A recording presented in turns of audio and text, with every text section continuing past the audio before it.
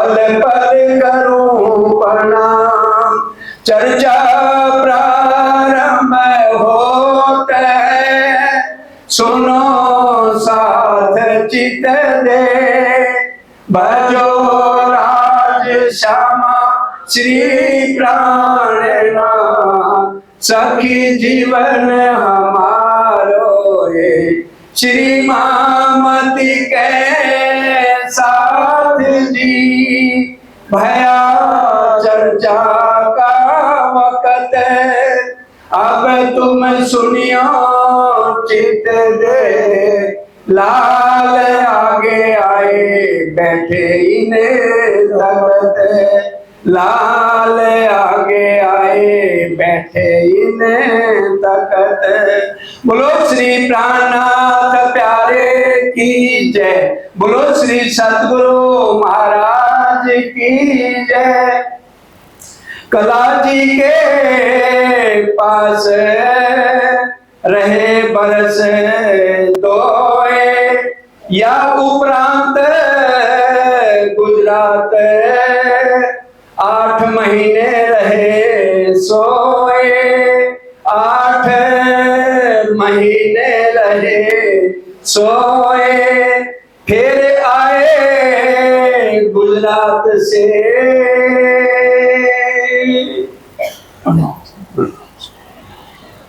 प्राणों के आधार,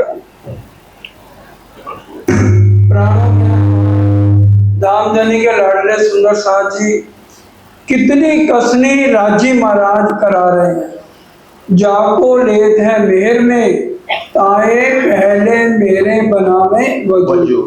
गुण अंग इंद्री मेर की, रू मेर फुकत माए। जिस तन से जब काम लेना होता है पहले उसको अपने माफक बनाते हैं, क्योंकि ये ज्ञान अलग है सारी दुनिया से और सबको अखंड मुक्ति देनी है। अब जो चर्चा करने वाला है उसकी रहनी उत्तम होगी तो आने वाला सुंदर साथ नया बनेगा और अपने धाम की, अपने स्वरूप की पहचान करेगा। अब कह देना आसान है, हमारे से हमारे सद्गुण नाराज हो जाए और 9 साल बात ना हो तो कितना गली मोहल्ले वाले कह रहे हैं, यहाँ तक कि भाभी ने कह दिया कि भी जिनके तो गुण गाता फिरता है और जिनके तो आज बिरहा के गीत गा रहा है वो तो तेरे को चोर समझते हैं, इसलिए तो तेरे को बुला नहीं रहे। क्योंकि 2 साल अपनी भाभी के घर रहे तो भाभी ने ताना मार दिया। जिस भाई के टुकड़ों पे पलता है उसी को कटार लेके मारने दौड़ा था। आज उसी, अगर वो आज या ना होता तो गली गली तो भीख मांगता। तो उसी समय भोजन छोड़ के कला जी के पास नौकरी कर ली। अब 2 साल तो उनके पास नौकरी करी और टैक्स चुकाने के लिए गुजरात गए तो 8 महीने वहां लग गए। पहले पता लगा जी राजा ही नहीं आया, आया है तो उनकी तबीयत 10 दिन ठीक नहीं है, और फिर आए हैं तो झुक झुक के 10 बार सलाम करो, तब अपनी पेशी सामने करो। और फिर वो जो आने में जाने में इतना टाइम, कहने लगे भैया बहुत हो गया, अब तो मेरे से ये काम नहीं होता। इनकी दुनिया वालों की खुशामद करनी है, चाहे गलती मेरी है फिर भी मैं कहूँ मेरी गलती नहीं है, मैंने कोई गमन नहीं किया, लेकिन फिर भी मैं कहूँगा मेरी गलती है, मेरे को माफ कर दो। तो इतना सोच रहे हैं और कला जी के पास भी जाके कहा भाई अब ऐसा है आप आदमी को ढूंढ लो, अब मैं ये नौकरी नहीं कर सकता। कला जी ने कहा ठीक है तुम अपने जैसा ईमानदार आदमी ले आओ, तो फिर मेरे को कोई ऐतराज नहीं है। जिन्हें जानो तिन्हें सौंप दो, सो चलावे कार व्यवहार। जिनको तुम चाहो अपने जैसा ईमानदार सही आदमी होना चाहिए जो इस काम को संभाल सके। इन समय श्री देवचंद्र जी की फिरी सूरत निज धाम। ये पंच भौतिक तन है, राजी ने जितना सोचा है जिस तन से काम लेना उतना ही लेंगे।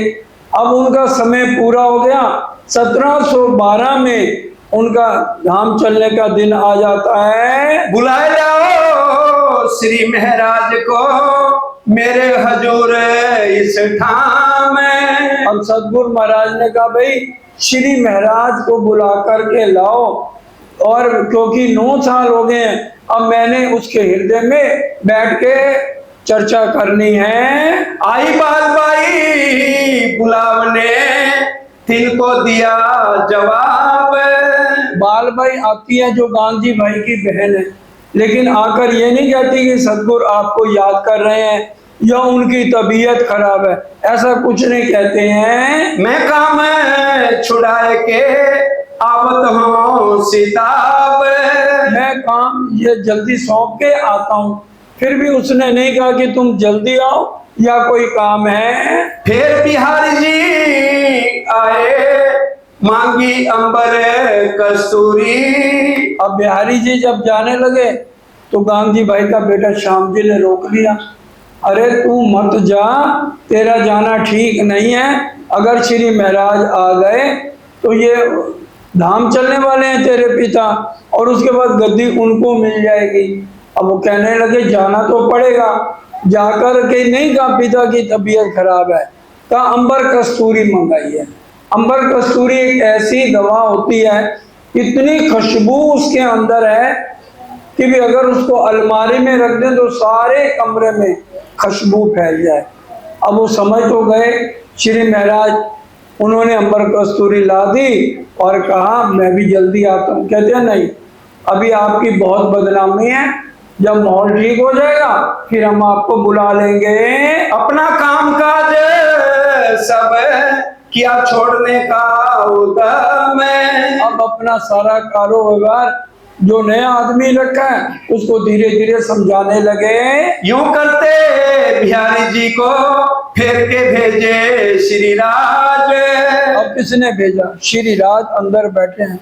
उनको पता है भाई अब हमने बैठक इंद्रावती जी के अंदर करनी है, तो उनको कहा तू मेरा एक बेटा मेरी ये इच्छा अंतिम पूरी नहीं कर सकता, जा बुला के ले आ। तुम सिताबी जाए के लाओ बुलाए श्री महाराज। श्री महाराज को बुला के ले आओ। वे कहते सैयन को सिंध की भाषा मां। श्री महाराज ठाकुर की माता जी सिंध देश की थी, इसलिए इनको सिंधी बहुत अच्छी आती थी, और सिंधी में उन्होंने बहुत प्यारा भजन बनाया था जो सतगुरु देवचंद जी उनसे हमेशा सुनते थे।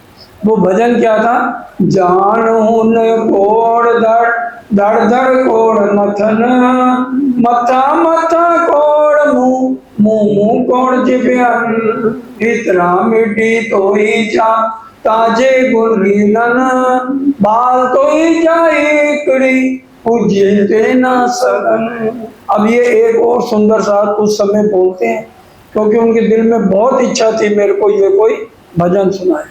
इसका अर्थ है, हे सतगुरु महाराज, आपने मुझे एक धड़ क्यों दिया? करोड़ धड़ देने चाहिए थे, और एक एक धड़ पे करोड़ मत्थे लगने चाहिए, और एक एक मत्थे पे करोड़ करोड़ मुंह होने चाहिए, और एक एक मुंह में करोड़ करोड़ जिब्याएं होनी चाहिए, और एक एक जिब्या करोड़ करोड़ बार आपका गुण गाए तो हम आपका कर्ज नहीं उतार सकते।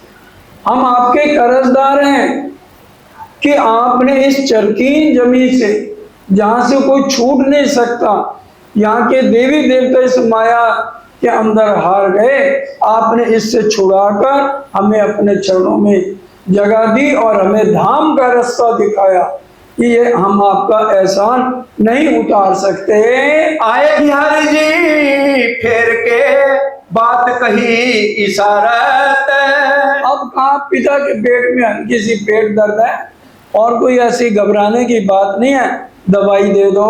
तब कहा श्री महाराज ने, मैं आवत हूँ ऊत। मैं जल्दी आ रहा हूँ, आदमी मैंने रख लिया है। श्री देवचंद्र जी के दिल में रही बात अटक। अब श्री देवचंद जी बहुत परेशान है, कितना सुंदर साथ है, कोई भी श्री महाराज को नहीं बुला सकता, लेकिन बिहारी जी की डिक्टेटरशिप ऐसी है, उनसे सब डरते हैं। सब जानते हैं भाई अब इन्होंने गद्दी पर बैठना है, धामधनी यही बनेंगे तो हमें धर्म से निकाल देंगे, इसलिए डर से कोई बुलाने भी नहीं जाता है। फिर कहें बुलाओ महराज रहे खटक। भाई महराज को जल्दी से जल्दी बुला के लाओ, क्योंकि मैं उनके आए बिना धाम नहीं जा सकता हूँ। तब बिहारी जी ने कहा तुम फिर करत याद। कहने लगे ऐसे चोर आदमी को आप बार बार याद क्यों करते हो? आपको जब पता है आप बार बार याद करते हो और मैं बार बार जाके कहता हूँ और वो आने को तैयार नहीं है। हम तो कह के थके तुम फिर करत बात। तुम बार बार याद करते हो और मैं कह के थक गया। तब बिहारी जी को कहा तुम बुलाए लाओ इन्हें। फिर बिहारी जी को फिर कहा तुम जल्दी जाओ बुला के लाओ। मैं धाम दरवाजे बैठ ना सकूं, ठाडी सिरिंद्रावती करे रुदन। अब धाम दरवाजा कहाँ है? मोमनों का दिल, उनके अंदर जिसके अंदर बैठक करनी है, तो मैं मूल मिलावे में प्रणाम करने मेरी आत्म जाती है तो ठाड़ी इंद्रावती करे रुदन, वो रो रही है तो मैं रोते हुए उसको छोड़ के कैसे उसके हृदय में बैठ जाऊं? 9 साल का बिरा है। यह वचन सुन के बालबाई पहुंची धाए। अब बालबाई दौड़ के आई, कहने लगी महाराज तुम्हें क्या हो गया? तुम्हारे सतगुरु महाराज कह रहे हैं मैं तुम्हारे आए बिना जो है शरीर नहीं छोड़ सकता हूँ। तब श्री महाराज ने कहा मोसो कही ना किन ए बात। तुम 2 बार आई हो, क्या कहा तुमने? बिहारी जी 2 बार आए, उन्होंने भी नहीं कहा। मैं तो तभी आवत जो एती जानो विख्यात। अगर मुझे पता होता उनकी तबीयत बहुत खराब है तो मैं फौरन आता। उसी समय कलाजी के पास गए, कहने अभी मेरी तनख्वाह बाकी है और ये रही चाबियां, आप सारा हिसाब देख लो, अगर पैसे की कमी लगे तो मेरे अकाउंट में से काट लेना, बाद में मैं आके हिसाब कर लूंगा। संवत 1712 श्रावणवती अष्टमी। श्रावणवती अष्टमी वाले दिन इनका मिलाप 9 साल बाद होता है। आए के मुलाकात करी लगे श्री देवचंद्र जी के कदम। 9 साल बाद आके उनके चरणों में प्रणाम करते हैं। तब पूछा ए कौन है? खया श्री महाराज की आत्म। अब इंद्रावती जी की आत्म इतना रुदन करने लगी, उनके आंसू नहीं रुक रहे।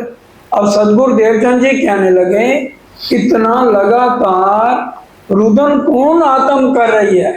तो उन्होंने कहा मैं महाराज की आत्म इंद्रावती हूँ। नाम सुनत महाराज को बड़ो जो पायो सुख।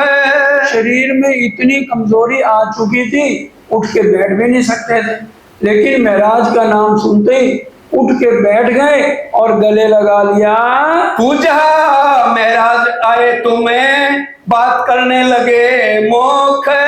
अपने मुख से बड़े प्यार से उनसे बात करने लगे। मैं बहुत बेर याद किया तुम तरफ पठाए मोमेन। मैंने बार बार तुम्हें याद किया और मैंने सुंदर साथ को भी तुम्हारे पास भेजा।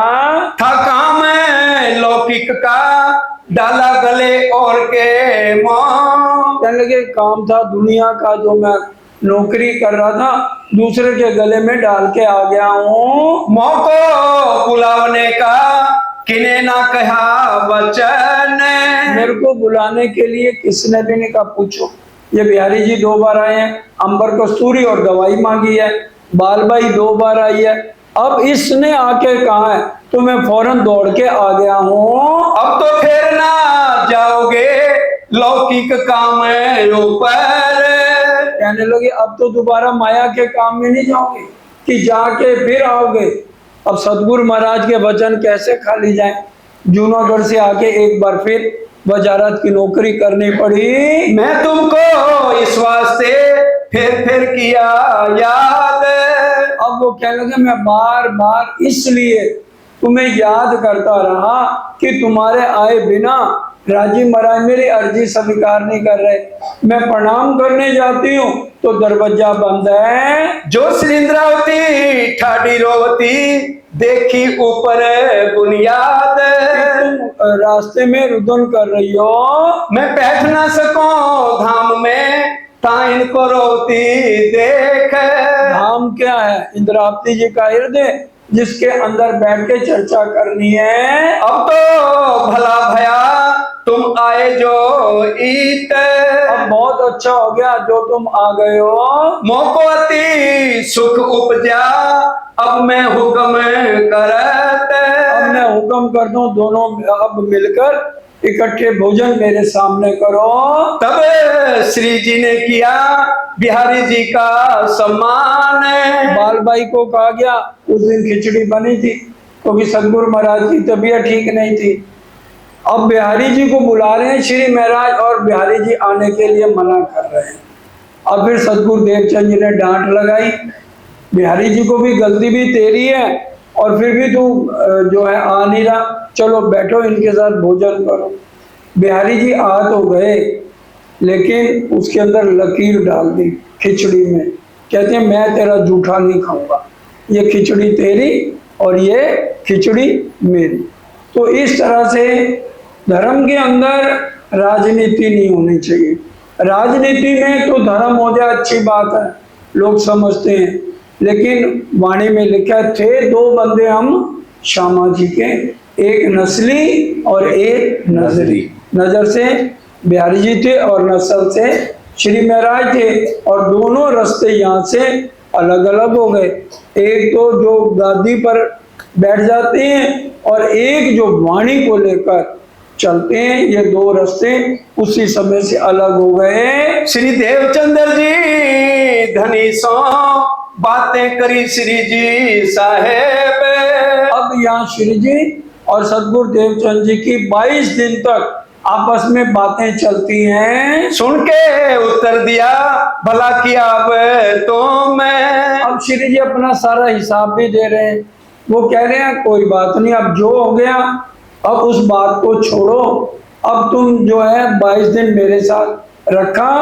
सतगुरु देवचंद जी की पाती है, नीचे आप पढ़ सकते हैं, पूरा उसमें लिखा हुआ है। श्री जी के जागने के बाद महाराजा छत्रसाल जी के बाद 150 साल वाणी राजी ढाम देंगे ताकि सुंदर साथ अच्छी तरह से खेल को देख ले। उसके बाद शकुंडल सखी आएगी और फिर दोबारा से श्री जी साहेब को जहर करेगी और फिर जब वो भी चले जाएंगे उनकी पहचान होने के बाद महाप्रलय होगी। ये वाणी के अंदर कलश हिंदुस्तानी में सारी हकीकत लिखी है और देवचंद जी की पाती में भी ये बातें लिखी हुई हैं। फिर नजर करी धाम को साथ छोड़े इन समय। अब इस समय क्यों हुआ? जिस दिन शरीर छोड़ना था वो सोचने लगे अगर महाराज यहाँ मेरे सामने हुआ ना तो वो ये जुदाई सहन नहीं कर पाएगा, तो उनको घर भेज दिया भी आज महाराज तुम अपने घर जाओ। और रात को अंतर ध्यान की लीला हुई। अगले दिन आए तो उन्होंने बहुत ज्यादा बिरहा लिया श्री महाराज ने। अकेला छोड़ कर मुझको गए धनी धाम प्यारे, तुम्हारे बिन दुखी अब तो ये सुंदर साथ सारे। बहुत बिरहा लेते हैं, बिरहा के वाणी के अंदर बहुत प्रकरण भी सुंदर साथ जी आए हैं जो हम पढ़ते हैं। प्रकाश हिंदुस्तानी में, कलश हिंदुस्तानी में बिरहा के बहुत प्रकरण हैं जो सतगुरु के अंतर ध्यान के बाद वाणी में कहे गए हैं। साथ को इन समय कछु नहीं पहचाने। अब सुंदर साथ को इस समय बिल्कुल भी पहचान नहीं, क्योंकि उन्होंने तन को पकड़ लिया। उनके अंदर ये नहीं देखा कि सतगुरु के अंदर बोलने वाला कौन है। तो ये आज हमें खास बात, अगर हम तन को पकड़े रखेंगे ना कभी भी हम मूल स्वरूप की पहचान नहीं कर पाएंगे। वाणी क्या कह रही है? सनमंद मूल को मैं तो पाव पल छोड़े होना जाए। क्या ये शरीर चर्चा करने वालों के परम धाम से आए हैं या इन तनों ने परम धाम जाना है, या कोई अमीर आया है या कोई गरीब आया है, आई तो आत्माएं है। आत्माओं का संबंध मूल स्वरूप से है जो हम पहचान करेंगे।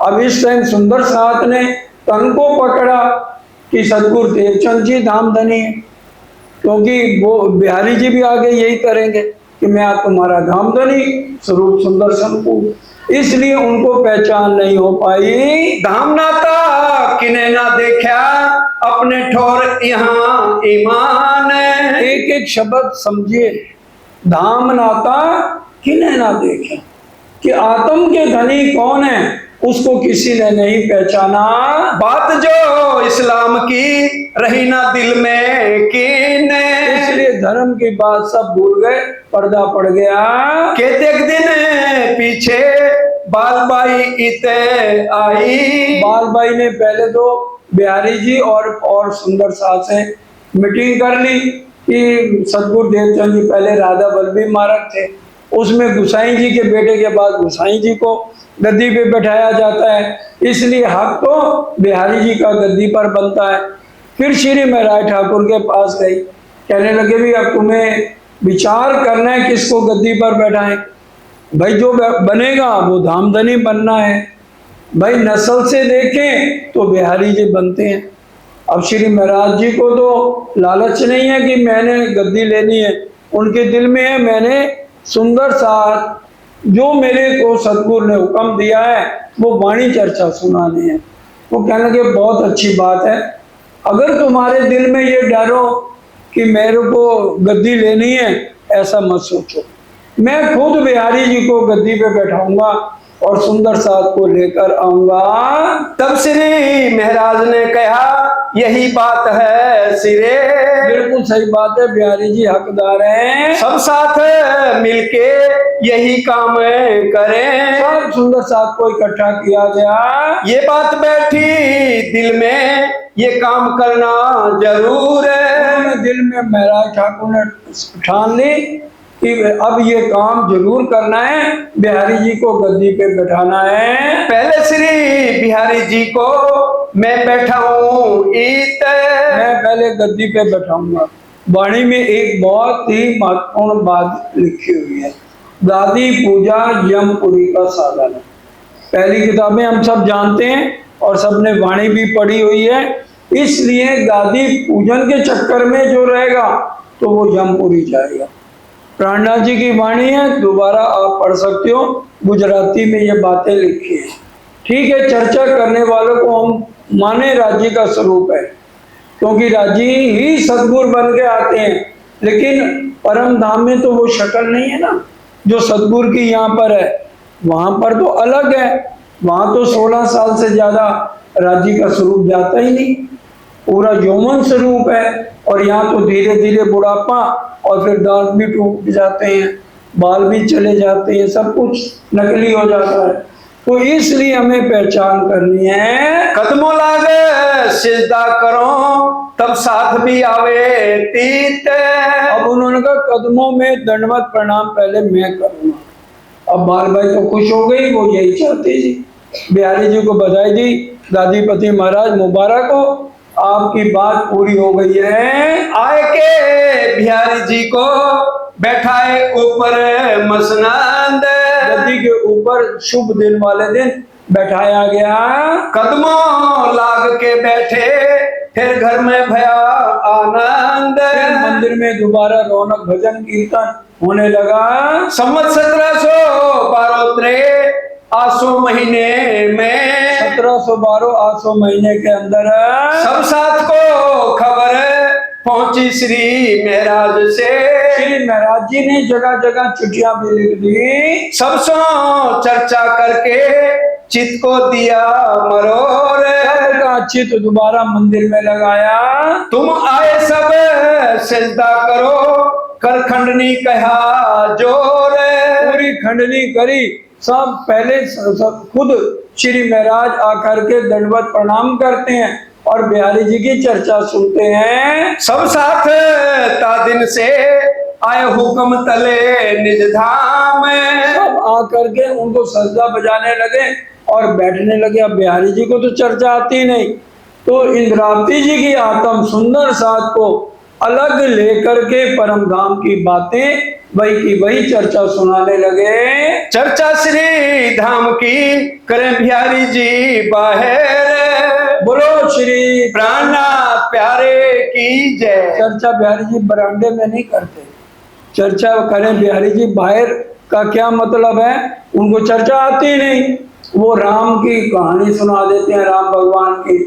सुंदर सा जी पहले एक चौपाई ले ली, फिर कहा भाई वो सीता माता को रावण हर के ले गया, फिर राम भगवान ने पुल बनाया, फिर वहां चले गए, फिर कोई चुटकुला बीच में ऐड कर दिया, कहानियों की किताबें रख लेते थे। तो इस तरह से टाइम पास होने लगा। 2 टाइम चर्चा करते हैं, एक बार सुबह एक बार शाम, 15 मिनट सुबह और 15 मिनट शाम को। सब उत्सव कीर्तन हुआ साथ मिने, अब उत्सव होने लगे, रसोइयां होने लगी रोज, और भोग लगाने लगा बिहारी जी को। शर्म पड़ी सबको जान धाम अपने, अब धाम का नाता जान के सब आने लगे। साथ की सूरत फेर के लगाए ले सलाम। अब इधर से श्री महाराज ने सबकी सुरता मूल मिलावे में लगानी एकांत में शुरू की। अब पता लगा कि भी राज्य ने हमें ये तन दिया है तो हमें सेवा करनी चाहिए, सेवा का बहुत महत्व है। अब श्री महराज ठाकुर की फूलबाई जो पत्नी थी उनका धामगमन हो गया। वो कैसे हुआ, एक किसान था और बिहारी जी का ये नियम था सुबह और शाम जो चर्चा पे ना आए उसको धर्म से निकाल देना, क्योंकि एक चौपाई उन्होंने रटी हुई थी, स्वरूप सुंदर संकुल कोमल देखना ना खोलो जमा। ए सुंदर सा जी देखो आपके सामने धाम धनी विराजमान है, इनको दंडवत प्रणाम करो, इनसे प्रसाद लो, आशीर्वाद लो और अपना काम धंधा करो, कमाई करो, आके सतगुरु महाराज की सेवा करो और बच्चों का पालन करो। जब तुम्हारी इच्छा पूरी हो जाएगी, परम धाम से खेल देखने आए हो, इच्छा पूरी होगी मैं तुम्हें परम धाम ले जाऊंगा। तो ये चर्चा इस तरह सुनाते थे। अब एक किसान था, उसने आके कहा सतगुरु महाराज मेरी फसल पक चुकी है, मैं शाम के समय चर्चा के 15 दिन नहीं आ सकता। कहा हजूरी इसको बाहर निकाल दो, आज से इसको परम धाम से निकाला। सुंदर साथ में एक कम ले जाएंगे 11,999, इसकी आत्म परम धाम की है ही। हमने चितवन करके देख ली। उसने दंडवत प्रणाम की, हाथ जोड़े, माफी मांगी, लेकिन कोई मतलब नहीं। 9 दिन बेचारा भूखा प्यासा बाहर बैठा रहा, चरनामत प्रसाद भी किसी ने नहीं दिया। अब फूलबाई जी ने देखा मेरे होते हुए सुंदर सा शरीर छोड़ दे, मेरे को पता है इसकी सजा मुझे शरीर छोड़ना पड़ेगा, लेकिन सुंदर सा नहीं बिलखता रहे। उन्होंने फौरन चरनामत प्रसाद दिया, घर ले जाके हल्का सा भोजन करा दिया। अब बिहारी जी को पता लगा, अब श्री महराज ठाकुर तो रोज नौकरी पे जाते थे, वजारत संभाल रही थी। शाम के समय जब आए तो उनको अंदर नहीं आने दिया। कहा कि भाई तुम्हारी पत्नी ने गुनाह किया इसलिए तुम्हें सजा मिलेगी, तुम प्रणाम नहीं कर सकते। कहते भाई पत्नी ने गुनाह किया उसको सजा दो। कहते हैं ठीक है, फिर तुम या पत्नी को ले लो या सुंदर साथ ले लो। उसी समय का मैंने पत्नी का त्याग किया। तो फूलबाई जी ने चिट्ठी लिखी कि भाई आपने बहुत अच्छा कदम उठाया है, मैं थोड़े समय बाद अपना तन छोड़ दूंगी और जल्दी ही दूसरे तन में आके आपको मिलूंगी। तो 6 महीने में उनका तन छूट गया। अब जब अर्थी आने लगी तो बिहारी जी ने मना कर दिया, खबरदार तुम साथ में नहीं जा सकते। चौथे वाले दिन फिर वो गए, उन्होंने अपने चरण फूलों पे रखे तो तुरंत उनके दूसरी कन्या के अंदर जो तेज कुंवरी जी है, जो जूनागढ़ का आगे प्रसंग आएगा तो वहां पर उनकी मुलाकात होती है, तो तेज कुंवर श्यामा होगा। तो इस तरह से ये बात होती है। चर्चा की चर्चा करें एकांत कठोर, चर्चा की चर्चा एकांत में श्री महाराज करते हैं। धाम धनी साथ बिना ना दिखावे और, देखो धाम धनी साथ बिना कि मूल मिलावे में सीधी सुरता लगवाते हैं। यो नित्या ने चर्चा करते खुली आंकड़ी अंतर्जामी, रोज चर्चा करते करते राज्य की मेहर ज्यादा होने लगी। हम तो हैं धाम में एक खेल नहीं रंचक, हम परम धाम से आए हैं, ये खेल तो खत्म होने वाला है। हम शहर से नजीक बैठे आगे हक, हम तो मूल मिलावे में राज्य के चरणों में बैठे हैं, सुरता द्वारा इस खेल को देख रहे हैं। एक खुशहाली दिल में उठत कई तरंग, इस तरह से नई नई चर्चाएं, नए नए उदाहरण देके चर्चा करने लगे। साथ आगे खोलने दिल हुआ रोशन, सुंदर साथ को भी बड़ी खुशी हो रही है ऐसी चर्चा सुन के। सेवा करो सयन की ये मनोरथ है उपजत, अब दिल में आ गया तो वो नौकरी करते हैं। कौन भात कीजिए इनों की सेवा इत, अब क्या करा, कांजी भाई को नौकरी पे रख लिया, क्योंकि हरबंश ठाकुर का तो तबादला मंडई में हो गया और माता पिता गुजर गए। सांवरिया ठाकुर और उद्धव ठाकुर दो भाई घर थे, पूरे बहुत बड़ा महल जैसे घर था। तो सारा सामान इकट्ठा होने लगा, 200 बोरी खांड हो गई, 200 बोरी चावल, आटा, सारा सामान घर में इकट्ठा करने लगे। भाई सुंदर साथ को सबकी नौकरियां कारोबार छुड़वा के इकट्ठा करूंगा और इनकी सेवा करूंगा। कांजी भाई ने कहा धामधनी के लिए वस्त्र राजा वाली पोशाक ले आओ, पैसे अपने नाम लिख दो, क्योंकि ये पैसे अपने नाम लिखते थे जितना होता था, घर में तो कोई और है नहीं। तो अब ये उनको बिहारी जी को कांजी भाई ने कपड़े दिखाए कि देखो बहुत बड़ा भंडारा होने वाला है, सब सुंदर साथ महाराज यहाँ इकट्ठे करने वाले हैं। अब जब कपड़े देखे तो उनके भी आंखें चौंधे आ गई, इतनी बढ़िया पोशाक। तो ये खुद महाराज बनना चाहता है, मेरी गद्दी छीनेगा। नाग जी भाई उनके हजूरी थे, चुगली कर दी, आपका सारा पैसा राजा जी ये लूट रहा है, और छापा मारा गया, घर की कुर्की हो गई, एक लोटा भी पानी का नहीं उठाने दिया, सारा सामान राजा के खजाने में चला गया। सांवरिया ठाकुर, उद्धव ठाकुर और श्री महाराज गोवर्धन ठाकुर का धाम गमन हो गया और बड़े हरबंश ठाकुर मंडई में तबादला। अब ये तीनों को नजरबंद कर दिया गया और जो वजीर थे राजा वजीर को लेके टैक्स देने के लिए 1 साल के लिए बाहर चले जाते हैं। जाम वजीर गए तिन पर खड़बड़ पड़ी इनको में, पूरे शहर में प्रणामी समाज में सब जगह बदनामी होने लगी। देखो महाराज ठाकुर वैसे भगत बनते हैं और कितना चोरी इन्होंने कर लिया है। बैठे परबोधपुरी मिने जय हफ्सा लिखा इत, अब जब हफ्से में गए तो खटरूती में 2 तरह का बिरा है, 230 चौपैया है। पहला बिरा तो सतगुरु के लिए किया और फिर दूसरा वो श्याम प्यू प्यू करुले पुकारे, वो बिरा किया लगातार 6 महीने। जब राज्य ने दर्शन नहीं दिए तो कहा मेरे को पता है जब मैं अपना तन छोड़ दूंगी, इंद्रावती कहती हैं, तब तुम आओगे, पर्दा करोगे। धाम मेला सदा सजीवे, दुर्लभ मेलो संसार। तो अब जैसे नस को दबाया, शरीर छूट गया, तो सामने पहले सतगुरु महाराज नजर आए और फिर युगल शुरू। फिर यहाँ चौपाई कहने लगे मेरे धनी धाम के दूल्हा मैं कर न सकी पहचान, सो रूह में याद कर कर जो मारे वेद के बाद। अब हम प्रकरण पढ़ते हैं ना संबंध मूल को, उसमें क्या आता है, जब आ सुखी अंग में तब सांस भी छोड़े हो संग, तब तुम पर्दा टाल के दियो मोय अपनो अंग। मैं तो अपना दे रही तुम ही राख्यो जीव, बल दे आग खड़ी करी, कछु कारज अपने पीओ। अब राजी को कहने लगे, मैं क्या गलत काम कर रही थी, मैं तो सुंदर साथ के लिए पैसा इकट्ठा करके उनकी सेवा के लिए कर रही थी कि भी अपने परिवार का पालन करने के बाद सारा पैसा सुंदर साथ में लगाना है।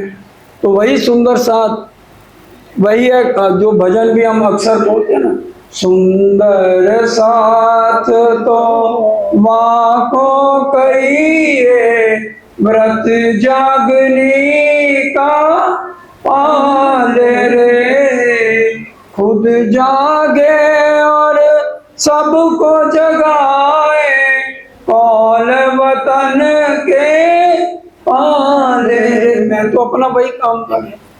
उन्होंने कहा ये जो सेवा है हमने दूसरे सुंदर साथ से ले ली, राजा राम झांझन भाई से ली ना राजी ने सेवा, महाराजा छत्रसाल से ली।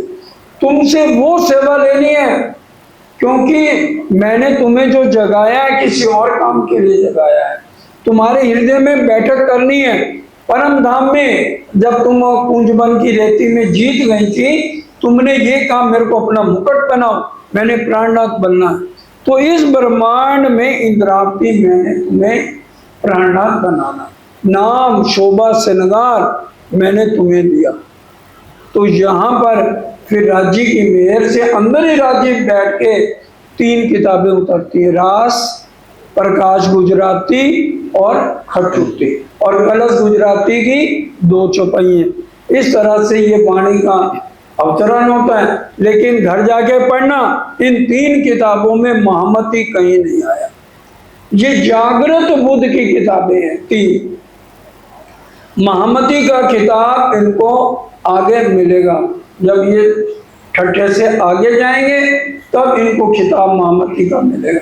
अभी महामती का खिताब नहीं मिला है। यह विचार करते श्री देवचंद्र जी बैठे दिल पर। तो सबसे पहले इनको सदगुरु देवचंद जी नजर आए और फिर शर्मा जी नजर आए। लगे चर्चा करने वर्णन वाणी स्वरूप, सारा वर्णन होने लगा। रास के अंदर पहले 5 प्रकरण, पहला प्रकरण क्या, मोह सागर, हवे पहला मोह जलने कुंभार, तेता दुख रूपी दिन रात, और दूसरा प्रकरण है जीव को कैसे जगाया जाए, तीसरा आत्म को कैसा जगाया जाए। ब्रिज से रास में गए तो राजी ने बांसुरी बजा के हमें जगाया, अब हम कैसे जागेंगे, ये वाणी की बांसुरी सुन के जागेंगे। तो ये पहले 5 प्रकरण उतरे हैं दीप बंदर, जब ये जागने के लिए 1722 में जाएंगे। सबसे पहले श्री ठाकुरानी जी का श्रृंगार, अखंड स्वरूपनी अस्थिर आकार है, फिर सुंदर साथ का श्रृंगार, और फिर राज्य का श्रृंगार।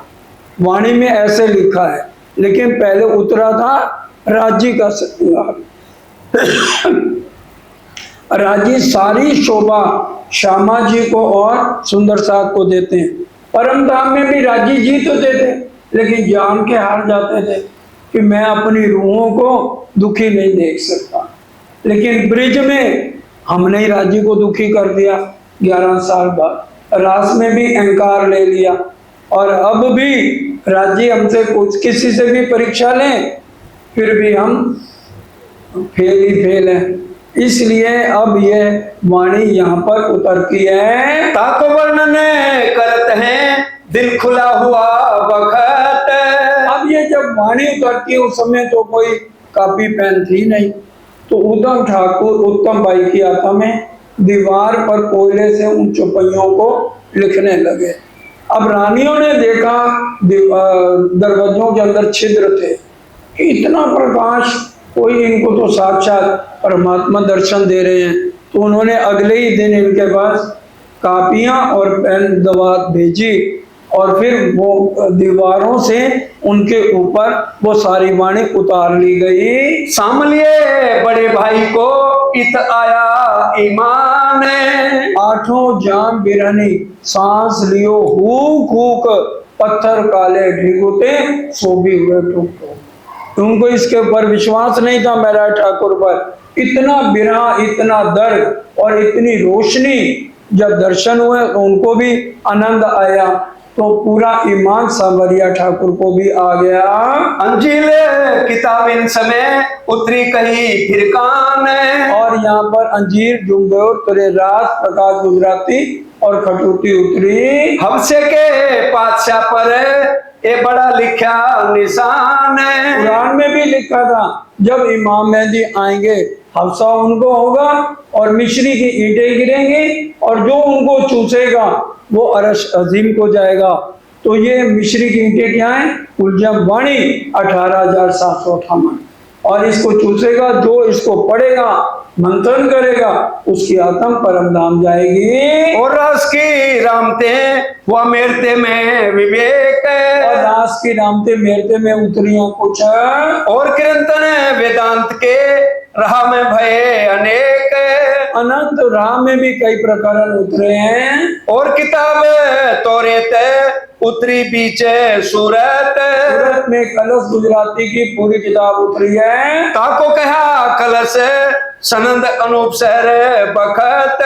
तो रेत को कलश कहा गया और अनूप शहर जाते हुए कुछ वाणी उतरी है। केतिक वाणी धनी की रामनगर में भया मूल। और कुछ वाणी रामनगर में गई है, जब पन्ना जी से पहले रामनगर है। और वाणी फिरकान की हदीस मोहम्मद अलैहि सलाम। खुलासा, खिलवत, परिक्रमा, सागर, श्रृंगार, सिंधी, मार्फत और छोटा क़यामतनामा पन्ना जी में। और चित्रकूट में बड़ा क़यामतनामा महाराजा छत्रसाल जी के नाम से उतरा है। जो प्रदीक्षिणा निज धाम की सातों स्वरूप श्री राज।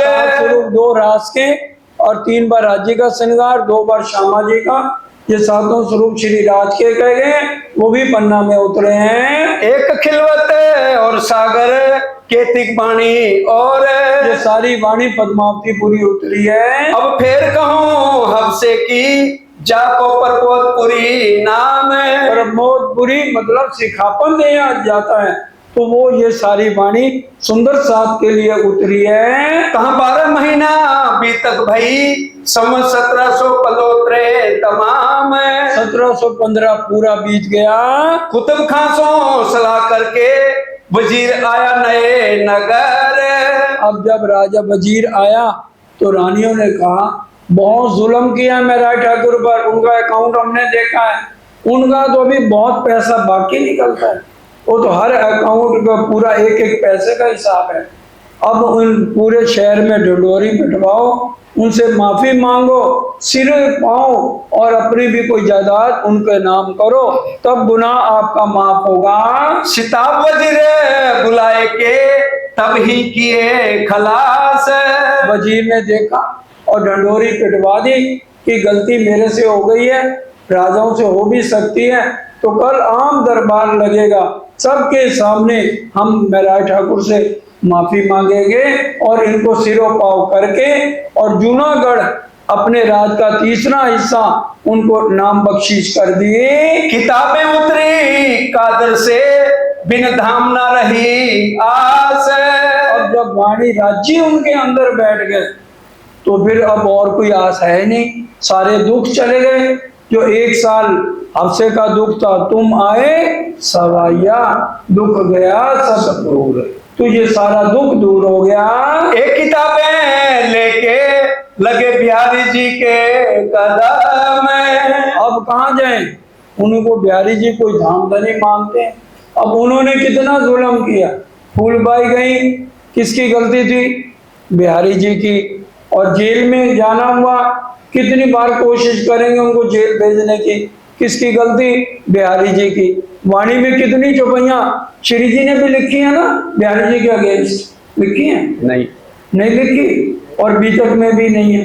तो हमें किसी की निंदा के लिए कहा जाए, हम तो किताब पढ़ देंगे। उन्होंने बिल्कुल भी नहीं लिखी, ना कहा, फिर भी उनको देखो धामधनी मान के पूरी वाणी लेकर उनके चरणों में आए। बातें बीतक की करी पाया सुख आत्म। और सारी बातें बताई। अब अंदर कौन गए थे? श्री महाराज। और आए कौन? यही हादी मेहंदी इमाम। सारी शक्तियां अंदर आ गई। लगे बातें करने अपनी जो भी तक, अब 1 साल की पूरी बातें बिहारी जी को बताने लगे। इत बिहारी जी चमके सुन खटुती के सुकन। बिहारी जी भी गुजराती थे। अब जब खड़ूती में पड़ी, मैं पिया लिया बिरसिया, और चौपाई लिखी थी, ओ सही तू मेरा धनी ले बैठी, तू देख मैं लेऊं पीऊं अपना, तो कहियो मुझे सौगिरनार। अब बिहारी जी को बड़ा गुस्सा आया, अगर ये वाणी सुंदर साध ने पढ़ ली तो मेरे को तो कोई मत्था ही नहीं टेकेगा। इसलिए क्या कहा, करने न देऊं जाहिर ए बाणी साथ मिने, ये सुंदर साध में वाणी जाहिर नहीं करने दूंगा। दिल में जाने ऐसा कहा क्यों एता विरह किया आपने। अब कहने लगे, इधर आ, तू मेरे को क्या समझता है, हाँ मेरे धाम धनी है, तो विरह क्यों किया, ये तूने क्या लिखा है कि भी हाँ एक शहर में बैठे थे हैं और राज्य नहीं बुला रहे, तू संदेशा भेजता, मैं दौड़ा तेरे को मिलने आ जाता। अब जो 1 साल विरह किया किसके ऊपर पड़ा, मेरे ऊपर पड़ा। अब बता इसकी क्या सजा दूं। भाई पहले 1 साल सजा काट के आया हूं, दोबारा जेल भेज दो। भाई नहीं, तू मेरी इंद्रावती परम धाम की खास रूह है, तेरे को मैं ये सजा तो नहीं दे सकता। अब ये किताब, ये वाणी रहने दो, चौपाई सुनो। अबे बाणी रहने दो ये चर्चा सुनो साथ। अब ये चर्चा सुनो, सुनो सुंदर संकुल कोमल रू देखना ना खोलो, मैं धामधनी हूँ, मेरे को मत्था टेको, मेरे गले में हार डालो, मैं हार बिहारी डालो हार, और मैं बैठा हूँ तुम्हारे सामने। तो इसलिए और कोई चर्चा नहीं सुननी, स्वरूप सुंदर संकुल सकोमल रू देखना ना खोलू जमाल। बाणी वहाना पसरी व शरत उस देन, बाणी वहां ना पसरी, बाणी वहां ना पसरी। अगर आज ये वाणी ना होती तो सुंदर साथ जी हम भी कहाँ होते। ये वाणी हमें जगा रही है, हक बैठे इन इलम में, इन वाणी की बरकतें होत दफे सभी बलाएं, दजाल सदा का पत मिने बैठ ना सके। सुंदर साथ जी श्रीमद् भागवत हम सारा समाज जानते हैं, उसमें क्या लिखा है, ऊपर वाले ने हमें 2 चीजें दी हैं, एक आत्म और एक ये शरीर। और अगर पहले सच्ची चीज को खुराक देनी चाहिए या झूठे को, सच्ची। तो अगर सच्ची आत्म है, हमें सुबह उठ के पहले पानी भी नहीं पीना है।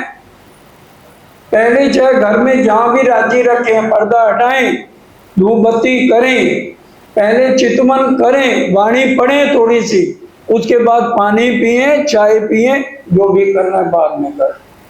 हमारे में कोई कर्म कांड जरूरी नहीं है कि नहा के ही हमने मत्था टेकना, मुंह हाथ धो के भी आप मत्था टेकिए, लेकिन पहले सच्ची चीज को, आत्म को खुराक दीजिए, बाद में झूठे को दीजिए, उसमें रहने का परिवर्तन आएगा।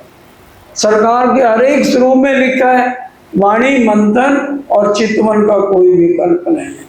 इसलिए चितवन और वाणी मंथन हमारी आत्म की खुराक है। इंतजार थे मोमिने पर सुन सके ना एक सुकन, इंतजार में थे, एक भी शब्द कोई सुन नहीं सका। यहाँ से फारक भये 16 के साल, 1716 में। अब बिहारी जी को कहा, जूनागढ़ मेरे को स्टेट मिली है, पथरीली इलाकी है, आप आशीर्वाद दो, मैं वहाँ हल चलाऊंगा, मेहनत करूंगा, तो यहाँ पर फिर अच्छी फसल होगी, मैं गेहूं के जो ठेले भर के भेजूंगा, चावल भेजूंगा, सब्जियां भेजूंगा, सुंदर साहब की सेवा। देखा, धामधनी से आशीर्वाद इस चीज का लेना चाहिए। जाओ, कहने लगे मेरी को किताबें भी दे दो, कहते हो ये तो तू ले जा, ना रहेगा बांस ना रहेगी बजेगी बांसुरी, ले जा जा।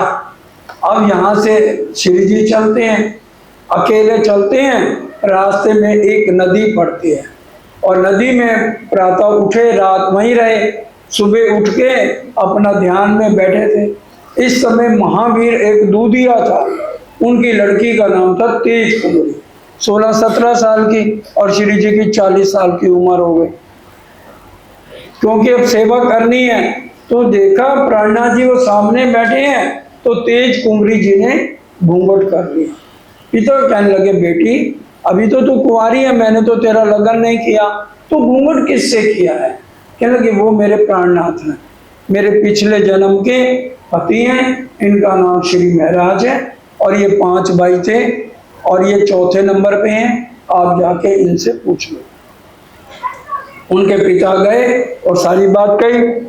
उन्होंने, श्री जी तो जानते थे उनसे कोई बात छिपी नहीं है, उन्होंने बुलाया कि भी बता हमारे कितने कमरे हैं, मेरे पिता का क्या नाम है, माता जी का क्या नाम है, अच्छा एक बात और बताओ, जब हमारी डोली आई थी तो उस समय क्या हुआ था, जो बात तेरे को और मेरे को पता है। फिर कहा, आपने कहा था भी पहले सतगुरु महाराज से चल के तारतम लो, बाद में डोली अंदर घर के जाएगी। कहने लगे, बस मेरी तसल्ली हो गई। उसी समय उनको अपना धर्म पत्नी के रूप में स्वीकार किया और कहा, देखो आज से तुम मेरे साथ पत्नी रहोगी दुनिया की नजर में, लेकिन सेविका के रूप में मेरे साथ चलोगी। तो लिखा भी हो वाणी में 5-25 जो पाक गुण इंद्रियों पे पूरा नियंत्रण करके पूरी उम्र तक सेविका के रूप में भाई जुराज जी ने उनकी सेवा करी है। सतोत्रे यहाँ रहे 78 के बरस। फिर यहाँ क्या था, हरजी व्यास दिग्विजयी पंडित थे। कांजी भाई जो इनके पास नौकरी करते थे वो वहां नौकरी करने लगे।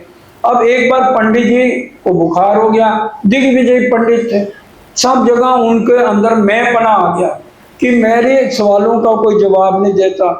अब जब पलंग से नीचे उतारा, जो नए साथी हैं ना वो जरा ध्यान देंगे, हमारे घर में कोई शरीर छोड़ता है, हम क्या करते हैं, कनक रख के बीच में दिया जला देते हैं और हाथ लगाते हैं, रुपए पे हाथ लगा लो, फल पे हाथ लगा लो, कपड़े पे हाथ लगा लो, दान पुण्य कराते हैं। तो घर वाले इनसे दान पुण्य कराने लगे दान करावने को, तब भया सावचेत। अब हरजी व्यास सावचेत हो गए। एक ऐसा काम करत हो, मैं नहीं इन खेत। मैं इस इंड का नहीं हूँ, ये दान पुण्य क्यों करा रहे हो? क्यों मोहे दान करावत जमपुरी का साधन। ये तो यमपुरी का साधन है। मैं नहीं इन इंड का, मेरा क्यों कल पाओ मन। मैं इस इंड का ही नहीं हूँ, मेरे मन को दुखी मत करो। दोए बात की दाज इनमें से लिए जात हूँ मैं 2 बात लेके दिल में मर रहा हूँ। एक, मैंने अगर कह दिया परमात्मा शुद्ध साकार है, तो सामने वाले के पास ये शब्द ही नहीं है, वो कह दे निराकार है, और जो निराकार कह दिया तो कोई साकार सिद्ध नहीं कर सका। जिसको हाँ कह दी तो किसी ने ना नहीं की, और जिसको ना कह दी तो किसी ने हाँ नहीं करी है। ये सुकन कांजी सुन के बड़ी उपजी दाज। कांजी भाई परम धाम की आता मैं सुन के हैरान हो गए, दौड़े दौड़े श्री जी के पास गए। कहने लगे, ऐसे ऐसे वो पंडित जी कह रहे, कहते तू गवा रही हो, इसका अहंकार तोड़ेंगे, राज्य करेंगे, तू जा। और वो बिस्तर पे घर वालों ने दोबारा लिटा दिया। और पहले तो तू नौकरी कर रहा था, अब सेवा करनी है। अब बाजार से चीज खरीद के नहीं लानी, खेतों में जा, ताजी ताजी लौकी है, टिंडे हैं, सारी चीजें लेके आ और देसी घी में तड़का लगा के पंडित जी की सेवा कर, ठीक हो जाएगा। और फिर मेरे को बुला लियो, फिर इसका अहंकार टूटेगा। सेवा लगा कांजी करने, क्यों होई ने पहचान। अब नौकरी नहीं कर रहे, सेवा करने लगे, अब वो भले चंगे हो गए। तब राजी हो मैं कांजी पर खाऊं शाबाश मैं। शाबाश। अगर कोई पंडित जी थे ना, कहने लगे अगर कोई मेरे को 1000 रुपया भी मत्था टेकता तो मैं इतना प्रसन्न नहीं होता जितना तूने सेवा करके मेरे को प्रसन्न किया। बोल तू मेरे से क्या चाहता है? तब कहा कांजी ने, मैं मांगूंगा आगे तुमसे। मैं मांगूंगा, आप और ठीक हो जाओ। थोड़े दिन बाद फिर कहा, तो कहने लगे भी ऐसे एक साध आए हुए हैं, वो आपका नाम सुनते आए हैं, इसलिए उनको श्रीमद् भागवत सुना दो। कहने लगे, शाबाश कांजी भाई, मेरा तो यही काम है, जा अभी बुला के ले आ गए। अब देखिए अंदर राज्य है, हमारे अंदर तो थोड़ी सी चर्चा आ जाए तो हम तो प्रणाम भी नहीं करते खुद। वो नीचे चरणों में बैठ के रोज 2 महीने लगातार श्रीमद् भागवत सुनते हैं। पहले 9 अध्याय में तो कोई खास बात है ही नहीं, इतने राजा हुए, इतनी रानियां हुई, इतने बच्चे हुए, इतने साल राज किया। चुप करके बड़े प्यार से सुनते रहे ताकि पंडित जी को ये शक ही ना हो कि भी ये ध्यान देके नहीं सुन रहा। एक बार 84 लाख योजन हीरे के मंदिर का वर्णन आया। ये सारा ब्रह्मांड 50 लाख योजन का है। कलश हिंदुस्तानी में पहले 3-4 प्रकरणों में ये बात लिखी है। ये ब्रह्मांड 50 लाख योजन का है और श्रीमद् भागवत में क्या लिखा है? 84 लाख योजन का हीरे का एक ही मंदिर है। 84 लाख योजन ताको करो विचार, उसका विचार करके बताने लगे। ए ठोर है किनकी सो मोहे कहो सुकन। आज तक उन्होंने कोई प्रश्न ही नहीं पूछा था। कहने के बस पंडित जी ये बता दो ये 84 लाख योजन है कहाँ। अब वो भी प्रसन्न हो गए, पहली बार प्रश्न पूछा है। तो कहने लगे 84 लाख योजन ये अक्षरधाम में है। ए ठोर अक्षर की लिखा शास्त्रों में, शास्त्रों में ऐसा लिखा है। तब कदमों लागे फिर कहा ए ठोर पाऊं तुमसे। ये ठोर कहाँ है? क्योंकि आप तो कहते हो 14 लोग 5 तत्व 3 गुण का महाप्रलय में लय हो जाता है। तो ये जो है 84 लाख योजन कहाँ से आ गया? ए ऊपर तले माहे पाहर के ए ब्रह्मांड तीत। ये ऊपर है, तले है, बाहर है, ये अलग से ब्रह्मांड है। मोसो कहो समझाए के ए जो ठोर है अतीत। ये जो ठोर है, ये जो जगह 84 लाख योजन कहाँ पर है? 5 तत्व 3 गुणे और मूल प्रकृत। तो ये ब्रह्मांड ही खत्म हो जाएगा तो ये कहाँ से 84 लाख योजन आया? 50 लाख योजन का तो ये ब्रह्मांड है। हम सो अंतर ना करो यह बताओ तुम। मेरे से अंतर ना करो, मेरी गलती माफ करो, बता दो ये कहाँ है? फिर विनती करें सुने तुम्हारे मुख हम। बार बार श्री जी हाथ जोड़ने लगे। तब जवाब व्यास ने दिया ये ठोर आद नारायण। गलती हो गई, आद नारायण का है। क्षीर सागर में रहते हैं लिखी शास्त्रों में पहचान। क्षीर सागर में कहते हैं क्षीर सागर या 15वां लोक है, वो भी तो 14 लोक में आता है। तब श्री जी ने कहा ए तो कहा मीने इंड। ये तो इसी 14 लोक के अंदर है। ए महाप्रलय में ना रहे उड़े त्रैगुण समेत ब्रह्मांड। त्रैगुण ब्रह्मा विष्णु महेश नहीं रहेंगे तो ब्रह्मांड कहाँ रहेगा? फिर विनती करें हम सोना करो अंतर। बार बार श्री जी उनके चरण पकड़ने लगे। हमें तुम बिना कौन समझा वही दिखावे पटंतर। हमें आपके बिना और कौन समझाएगा? तब व्यास ने झुक के कहा मोहे कहत तुम्हें क्या। बहुत गुस्सा आ गया व्यास जी को। अब मैं क्या कहूँ? देखो शास्त्रों में ऐसा लिखा है। कहा कटुक वचन आचार्यों को इन्हों ऐसे ही लिखे सुकन। वो पंडित जी कटुक उल्टे सीधे शब्द आचार्यों को कहने लगे, भाई उन्होंने शास्त्रों में ऐसा लिखा है। तब कान जी ने कहा कछु अक्षरातीत की पूछो बात। अब श्री जी के अंदर कितना गुस्सा है। कान जी भाई कहने लगे अक्षरातीत के पूछो। अब श्री जी कहने लगे ए तो थका क्षर में, इसको क्षर पुरुष का तो पता नहीं, उसके बाद अक्षर का क्या पूछूं? तू कह रहा अक्षरातीत की पूछो। आया जो से श्री जी को दिया धक्का कर हाथ। जोर से धक्का देके गिरा दिया। अक्षरातीत की तिनको ये क्या देवे उत्तर। ये क्या बताएगा, इसमें क्या धरा है? तबरी से करके कहा श्री जी ने सुकन। श्री जी ने कहा मैं तेरे से श्रीमद् भागवत सुनने नहीं आया, तेरा अहंकार तोड़ने के लिए पार ब्रह्म ने भेजा है। जो तूने कही थी कि भी जिसको मैंने हाँ कह दी किसी ने ना नहीं करी, ना कह दी तो हाँ नहीं करी। हमको पठाए हक ने तुमको रखे तीन। तुम्हें इसलिए तुम बच्चियों ने तो तुम्हारी अर्थी उठ गई थी। तब व्यास वचन कहे हे भगत राज। वो तखत पे चर्चा सुना रहे थे, उतर के नीचे आ गए, श्री जी को ऊपर बैठाया और कहा, हे भगत राज, मैं कहा यूं ही करे, मेरा अर्थ था इनका मेरा अर्थ और था, क्योंकि आज तक किसी ने भी मेरे प्रश्नों का जवाब नहीं दिया। कई गुलर लगे दरखत को बहुत बेशुमार। गुलर का पेड़ हो तो उसमें अनंत जीव होते हैं। गुलर का पेड़ रतनपुरी में मार्केट के साथ ही लगा हुआ है, जहाँ बाजार है, तो उसमें अनेक जीव होते हैं। मैं तो एक जीव हूं, जब वो फूटता है ना तब पता लगता है कि मेरे जैसे तो अनंत जीव हैं। मैं जीव उन गुलर में नहीं, मेरा और गुलर, मैं कोई अलग से नहीं हूँ। आगे पंडित में सब जीते, हारा ना कहूँ सरबर। इसलिए अब श्री जी ने, उसने माफी मांगी तो श्री जी ने उसको ईश्वरीय सृष्टि चाहिए, तो जितना उसका अंकुर था उस हिसाब से उसको तारतम दिया। फिर इल्हाम हुआ कि नौतनपुरी पे संकट आ रहा है, वहां चलो। तो यहाँ से श्री जी अब कल नौतनपुरी जाएंगे और वहां से फिर दीप बंदर जागने का काम शुरू होगा। बोलो श्री प्राणनाथ प्यारे।